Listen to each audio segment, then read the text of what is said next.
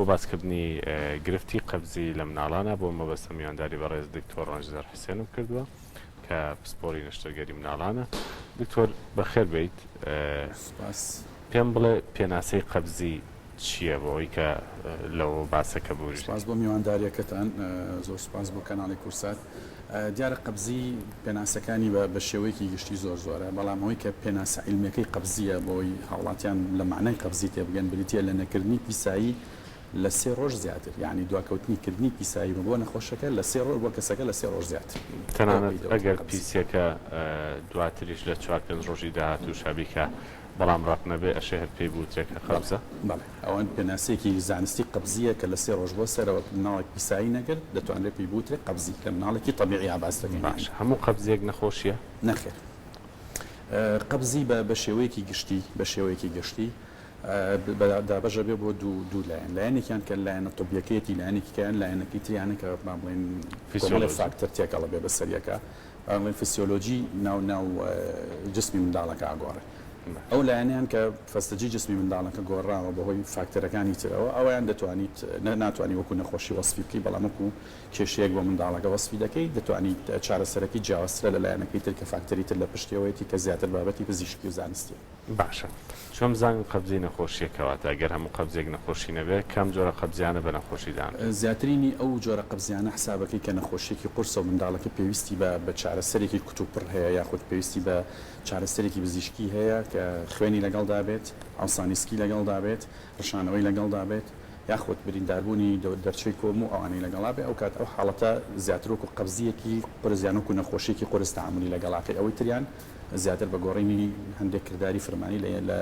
منداڵەکەیە دەگۆڕێت. باشە، کەواتە توێ بڵێ هەموو جۆرە قەبزێک پێویستی بە چارەسەرە، بەڵام مەرج نییە قەبزێکە هۆکارێکی زۆر مەترسیداری لە پشتەوە بێت. هەموو جۆرە نەخۆشی، هەموو جۆرە قەبزێک پێویستی بە چارەسەر هەیە، بەڵام هەندێکیان چارەسەرەکانیان وەکو پێم وتی لە دەستی دایک و باوک و کۆمەڵی گۆڕینی کۆمەڵی فاکتەری ژیانی کەسەکەی هەندێکیان لە دەستی پزیشکا پێویستە پزیشکی دووار. قەبزی سەرەتای تەمەنجە چ لە یەک ڕۆژی بێ یا لە هەفتەی یەکەم و یەکمانیا بێ بەگشتی هۆکارەکەی چییە لە مناڵ؟ زۆربەی زۆری لە بیدایەتی تەمەنیا ئێمە یەکەم مانگی تەمەن زیاتر باس دەکەین کە مناڵ لەدایکە بێ، ئەوانەی کە قەبزیان پێوە دەرەکەی زۆربەی زۆری هۆکارەکەی پزیشکیە. باش، کەواتە پێویست بە چارەسەری بە پەلاکە و قەبزیانی کە لە سەرەتای تەمەنەوە. بەڵێ ئێمە زۆر جار وەسفی دایک و باوکەکانێکی یان دوای ماوەیە کە نەخۆشەکە دێتە لامان، کەسەکە دێتە لامان لیانە پرسیینەڵین ئایا لە چەند ڕۆژی کاتی لە دایکبوونی ئەم منداڵەیە ئەم منداڵە قەبز بۆ یاخود قەبز نەبوویان بڵێ پێیانڵێنی پیسایە سەوزەکەی دواکەوتووە لە 3 ڕۆژ بۆ سەرەوە، ئەوانەی کە پیسایە سەوزەکان دیاکەوێت لەگەڵ بۆ کۆمەڵێک حاڵەت دەڕۆی، ئەوانشی کە ئەم کێشەیان نییە زیاتر بیر لەو لایەناناکەینەوەی کە گۆڕینی فاکتەری کەسەکەی بە تایبەتی ئەگەر مناڵەکە تۆزێ لە تەمەنا گەورە بوو بێ. باش، کەواتە بە پرسیارەکەوا لێ بکەین مناڵی ساوە ئەوانەی کە تازە لە دایک بوون پێویستەکات بە شێوەیەکی سروشتی لە چەند کاتژمێرە پیسی بکەن و ئەگەر نەیان کرد لە کەیە بێ پزیشک بیان بێت؟ دەبێت لە 48 بۆ 72 ساعتی یەکەمی لە دایکبوونیانە پیسایی بکەن، ئەگەر چۆ سەر 72 ساعتەوە دەبێت پزیشک بیان بێت. واتە لە ماوەی 3 ڕۆژ یەکەمی تەمەنا ئەبێ پیسی بکەن؟ ئەبێ هەموو مناڵێک لە ماوەی 3 ڕۆژ یەکەمی تەمەنیا پیسای ئەو پیسایە سەوزیان پیسایە ڕەشەکە کە لە ناو خەڵکا باوە پیکات. باشە، چ پەیوەندیەک هەیە لە نێوان قەبزی و ڕشانەوە؟ زۆر جار پزیشکانی مناڵ بە یەکەوە ئەیان بەستنەوە لەگە قەبزی و ڕشانەوە بە یەکەوە بۆ ڕەنگە حاڵەتێکی مەترسیدار بێ، بۆچی ئەماوەترێەوە نیشانەی چییە؟ پرسیارێکی جوانە. تاوان ئێمە وەکو باسمان کردوتمان ئێمە قەبزی بریتێ لە پاکبوونەوەی ڕێخۆڵەکان لەسەرەوە بە خوارەوە کە لە 12 بۆ خوارەوە ئێمە حسابێکین دەبێت ئەم بەشەی ڕێخۆڵە پاک ببێتەوە لە 48 بۆ 72 ساعت یەکەمە، بەس کە ئەمە دواکەوت مانای وایە ئەم پیسایە سەوزە یاخود ئەم تێکەڵاوی ناو ڕێخۆڵە نهاتۆتە دەرەوە، مانای وایە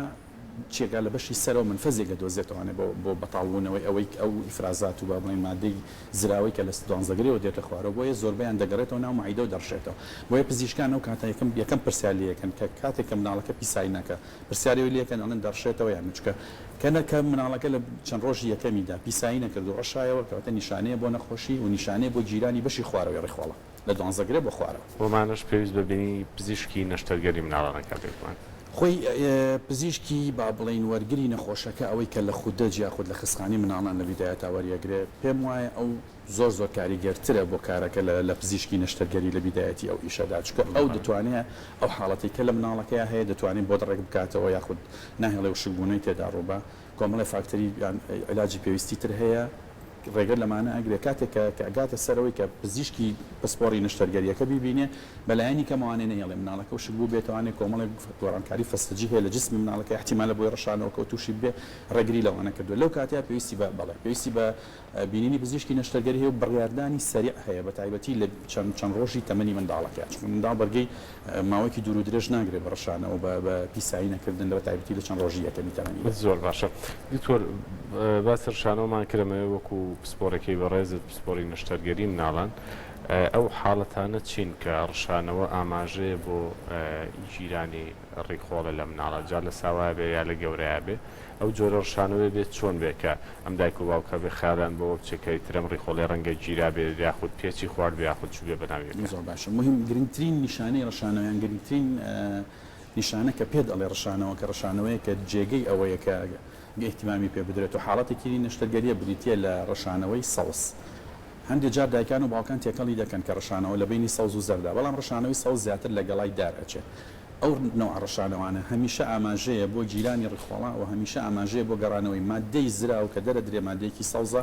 یعنی ڕێمەنفەزێک نییە بۆ خوارەوە بڕوا لە دوانزە گرێ بچێتە خوارەمانەی وایە دەگەڕێتەوە بە مایدە و دێتە دەرەوە هەرچی ڕەشانەوەیکی سەوزە غێر طەبیعیە ڕەشانەوەی سەوز ئاماژەیە بۆ بوونی نەخۆشی و ئاماژەیە بۆ بوونی توانم بڵم لە سەدا نەوەی ئەو حاڵەتانی کە پێویستی بە نەشتەرگەری هەیە پێویستی بە تەداخلی پزیشکی نەشتەرگەری هەیە لە کارەکە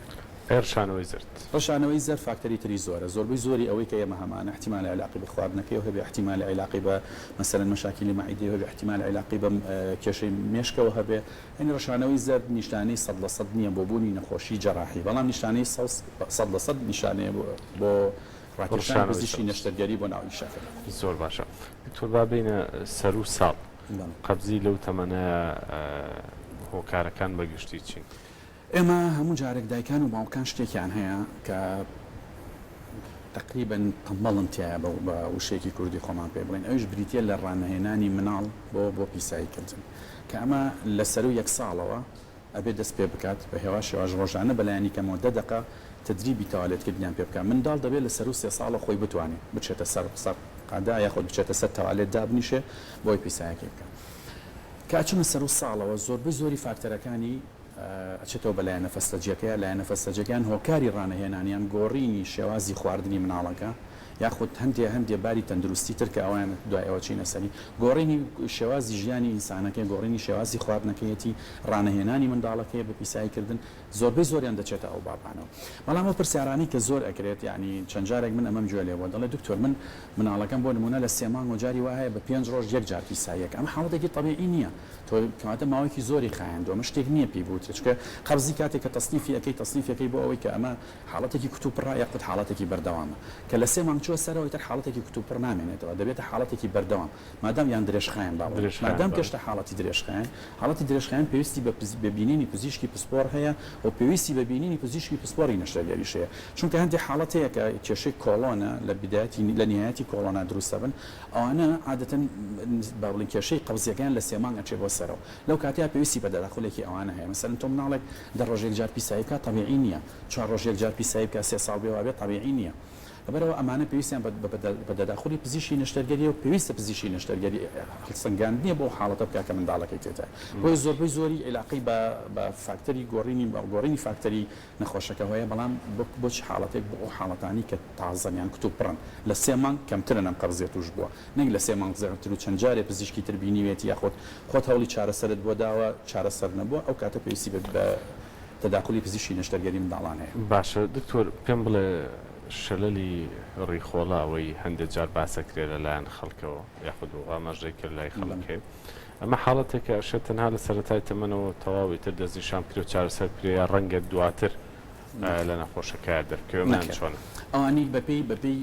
ئەو نسبەتەیان بەپێی بدرێژی ئەو بەشەی ڕێکخۆڵەیە کە تووشی ئەم شەلەلی کۆڵۆنە بوو ئەوانی کە درێژیەکەی زۆرە لە 5 سانتیمتر بۆ سەرەوەی ئەوانە لە بیدایەتی تەمەنیانە دەرەکەوێت هەیەنە پێ بێت دەڵێ دایک و باوکە پێ دەڵێ دکتۆر 3 ڕۆژ پیسایی نەکرد لە 4 ما کردی ئەمانە یعنی نیشانەیە بۆ ئەوەی کە ئەم حاڵەتە ئیشتیباه لەم مناڵەیە بەس هەندێک لەمانە نسبەتەکەی کورتیانی لە 5 سانتیمتر کەمترە ئەمانە زۆر جار دواکەون بۆ لەبەرەوەی لە بیدایەتی لەدایکبوونیە هەندی هەوڵ هەیە بۆ منداڵە دەری و هەندێک جار پزیشکی منداڵانە هەوڵیان بۆندا بۆی لەو مەرحەلەیە نەجاتی بە چکە یعنی نیشتەرگەریکردن یاخود تەداخلی نیشتەرگەری لە بیدایەتی تەمەنە زۆر قورسترە لەسەر ژیانی نەخۆشەکە تا ئەوەی کە بچێتە سەر و ساڵێکە مەسەلەن ئەگەر نسبەتی ئەو نیشتەرگەریانە حساب کە لە خوار مەسەلەن یەک مانگەوە ئەکرێت مقارنەن بۆوانی لەسەر و یەک ساڵەوە کرێت تقریبا ئەوانی لەسەر یەک ساڵەوە کرێت ئەمڕۆ لە 199 نەجاح دێنێ بەزوانی کە لە خوار یەک ساڵەوە کرێت بە حکمی حاضر نەبوونی منداڵەکە بۆ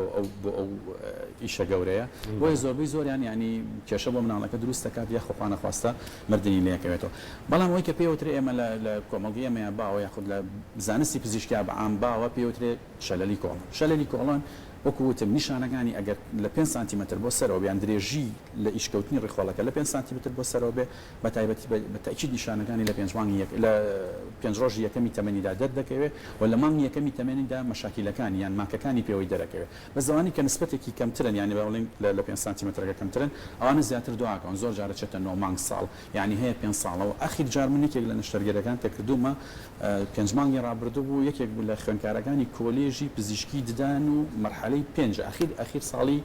گەورەی پزیشکی ینی گەشت بۆ 23 ساڵ تەمەنی کە کردوبانە لەبەرەوەی وەکو پێمەتی لە 5 سانتیمتر کەمتر بوو بەس ئەمانە ئەگەر زووتر ئەو نەشتەرگەریان بۆ بکرێت نسبەتی لابردننی ئەو پارچەی ڕیخۆڵە کە لە نەخۆشەکەی هەیە یعنی نسبەتەکەی کەمترە بێت لەوەی کە زۆر درێژە بکێشە چکە تا ئەم قەبزیە درێژە بکێشێ ڕێخۆڵەکان زیاترە ئاوسێ زعیفبوونی ڕێخۆڵەکان زیاترە بێت و بەرەو بەشی سەرەوە ئەڕوە کە مەسەلەن بڕینی بۆ نەشتەرگەریەکە زۆر زیاترە بێت لەوەی کە لە پچکۆلە یادی کەواتە دکتۆر چۆن زانین مناڵێک لە یەک ساڵیە قەبزەکەی حاڵەتێکی سروشتیەوە بەهۆی خواردنەوە ڕێکە بێتەوە یاخود ئەمە شەلەلی کۆڵۆن و پێویست بە نەشتەرگەریەکان زۆربەی زۆری نەخۆشەکان کەیان پێ دەڵێن دکتۆر من ئەم ساڵی یەکەمی مناڵەکەم هەموو ڕۆژیگەن دوو ڕۆژ جارێک مناڵەکەم احتیاجی پیسایی کرد و هیچ مشکلەی نەبوو ئەمە لەسەر و ساڵەوە کاتێکاڵێ بەڵام و کاتی کە فێری خواردنم کرد یان وردەوردە مەسەلەن شیرەکەم بۆ گۆڕی یاخود نوعەتی ژیانی مناڵەکە گۆڕاوە لەم کاتەیە قەرزیەکەی دەسی پێکرد ئەم مناڵە زیاتر وای لێ هاتووە ئەمە یەکێکە لەو نیشانانی کاتوانی زیاتر بیل لە لایەنە فەسەجێقی بکەیتەوە یان بەڵێن ئەو لایەنی بکەیتە بۆی ئەو لایەنە بکەیتەوە کە بۆی گۆڕینی ژیانی نەخۆشەکە بە دیوەکەی ترا بە نەخۆشەکە بەڵام ئەوانەی تر ئەوانی کە پێ دەڵێن ئەڵێ دکتۆر مەسەلەن ئەم مناڵی من هەروە بووە لە 4 مانگیەوە من هەر بە شافدایانی شێنم مثلا لە 7 مانگیەوە هەر بە شافدانیشێنم یان پێ دەڵێ لە بیدایەتی تەمەنیا بە 3 ڕۆژ جارێک بە سوای لێ هاتوو بە 10 ڕۆژ جارێکە ئەمانە پێویستی ببینینی پزیشکی پسپۆری نەشتەرگەری هەیە ئەشێ ئەو پیسی ڕقبێکە لە شەلەلی کۆڵۆنا هەیە بەڵێ هەندێکیان هەیە پیسایەکە ڕقبێ بە تایبەتی ئەوانی کە با بڵین مشکلەی کۆڵۆنەکە یان شەلەلی کۆڵۆنەکەیان وەکو پێم وتی لە بینی 3 بۆ 5 سانتیمترایە ئەوانە زەختێکی زۆر کە پێوترێت لۆد لە بەشی خوارەوەی کۆڵۆن دروست دەبێت خۆشمان نەزانین دەرەجەی حرارەتی کۆڵۆن و ڕێکە 0.5 دەرەجە لە هەموو بەشەکانی تری جسم زیاترەوە ئەتر نسبەتێکی زۆر ئەو لەو شوێنەیە با بڵین ئەبێ بە هەموو ئەمژرێت بۆیە ئەو شوێنە پیسایەکەت کە زۆر تیا کۆبێتەوە بەشی خوارەوەی پیسایەکەی ڕقە زۆر جار پێ دەڵێ دکتۆر سێ چوارێک وەکو پشقل ئەکا و دوای ئەوە ئەنجا پیسایەکی ئەستور ئەکا کە ئەڵێ هەر بیزەبت شکلی زۆر جار واوت بۆ دۆسفەکەن ئەڵێ پەرداخە لیەتە دەرەوە بەسابی بەڵێ ئەویان ئەوانی کە نسبەتێکی کەمانەکە پێوترێ ئەڵترا شۆر یان شۆر سیگمنت ئەوانەوان زۆر باش تقریبا لەوانێ خولەکێکمان مابێ کاتی بەرنامەکە ئەمە دەست بەڕێزت چیت ماوە بۆ دایکان و باوکان لەبارەی قەبزی مناڵ من ئامۆژگاری هەموو دایکان و باوکانە دەکەم هەموو منداڵێکان کە تووشی کێشی قەبزی ئەبێت پێویستە پزیشکی پسپەر ببینێ ئایا هەر قسمێکە منداڵانە یان بەشی نیشتەرگەریەتی یان بەشی هەناویەکەیەتی لەبەرەوە دەبێت پزیشکی پسپەر ببینێ ئەمە یەک دوو زۆر احتیماتکەنە سەر ئەو نوع خواردنانی کە ئەیەن بە مناڵ بە تایبەتی ئەو منداڵانی کە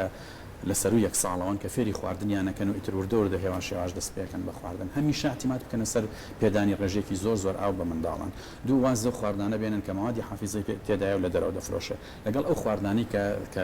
با بڵێن نسبەتێکی کەم ڕیشاڵی تێیان نسبەتێکی زۆر فایبەری بینی تێدایە چوری تێدایە خود با بڵێن نسبەتێکی کەم فایبەری تیا مەسەلەن ئەوەی ئێستا من زۆر مەلاحەزەم کردو مناڵان لە سەر و 1 ساڵ و 2 ساڵەوە کە فێری خواردنی دەروانەکەن زۆری ئەم کێشەی فاستفودەکانە کە لە دەرەوە فێری ئەو نوع خواردانیانەکەن و دووریانەخەنەوە لە خواردانی کە ڕێژێکی زۆری ئاوی تێدایە یاخود ڕێژێکی زۆری سەوزی و فایبەری تێدایە کە ئەمە حاڵەتە طبیعیەکەیە کە پێویستە بۆ مناڵ بەکاری بێنی ئەمە یەک دوو فێرکردنی تەوالێتکردنیان فێرکردنی سەراوکردن کە دەبێت لە سەر و 1 ساڵەوە لەسەر قاجیان لەسەر قەدە هێوا شێواش کاتێ کە مناڵەکان توانێت لەسەر دابنیشە فێری ئەوە بکرێت و لە سەر و 3 ساڵەوە دەبێت فێری تەوالێتکردن بکرێت ئەم تەدریبە هەموو منداڵێک پێویستە دایک و باوکەکەی ڕۆژانە بەلایانی کەموانێ دوو جار بۆ ماوەی 10 دقه محاولە بکەن ئەم تەدریبە بناو بکەن ئەگەر کێشەی قەبزیەکەی فەرمانی بێ ئەگەر خواردنەکانی بۆ شێوە بە زۆربەی فایبەر بێ ئەو بێت و فێری ئەم تەوالێتکردنی بکەن پێم وانی هیچ مناڵێک تووشی قەبزی ببێت و لە خلالی 3 ساڵی شافێری سەراوکردنە بێت. دەست خۆش دکتۆر ڕەنجدەر یەکمان زۆربەی جار دەکەن و باوکان باسێواکەن کاڵێ ئازاری پیسیکردنی مناڵەکەمان ئازاری قەبزەکەی ئەوەندە زۆرەوە و ئازاری مناڵ بوون وایە بە ئومێدین هەموو لایەک و بە تایبەت مناڵان بە دوور بن لەم گرفتە وەکو دکتۆر ڕەنجدەریش باسی کرد بگەڕێنەوە بۆ سەر سفرە بۆ خواردنە سروشتیەکان بۆ میوە و سەوزە و بۆ خواردنانەی کە پڕەتی لە ڕیشاڵ بۆی هەموو لایەکتان بە دوور بن لە نەخۆشی و لە گرفتی قەبزی ومێدم سەلامەتی هەموو لایەکتانە و خواتان لەگەڵ.